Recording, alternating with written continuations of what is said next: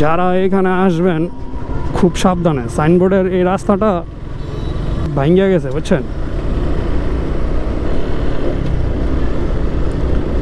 রাস্তাটা বৃষ্টির কারণে ভাঙ্গিয়া গেছে, রাত্রে অনেক অসুবিধা হয়।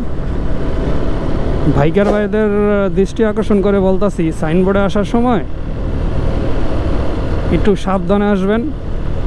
ওই ভাঙা জায়গাটার মধ্যে কিন্তু বিপদে পড়ে যাবেন। আমাদের সাইনবোর্ড এরিয়া, আগে যেই জ্যাম লাগতো এইখানে ভাই, ইউ টার্নটা আপনার অনেক দূরে নিয়ে দিছে, এর কারণে আপনার এখন আর জ্যাম লাগে না।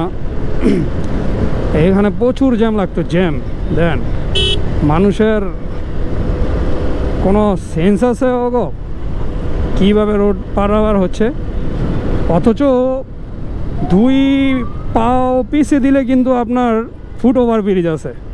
দেখেন অবস্থা দেখছেন মহিলাদের, অথচ 2 পাও পিছিয়ে দিলে কিন্তু ফুট ওভার ব্রিজ আছে।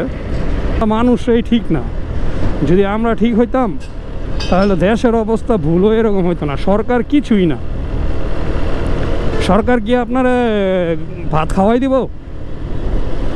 সরকারের কোনো দোষ দেওয়া লাভ নেই, আমরাই ভালো না। আমরা যদি ভালো হইতাম তাহলে জীবনও দেশের অবস্থা এরকম হইতো না।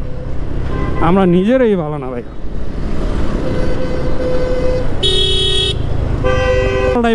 দেশ ঠিক হইব এটা ভুল ধারণা, এটা আপনি কল্পনা করেন না, ঠিক আছে?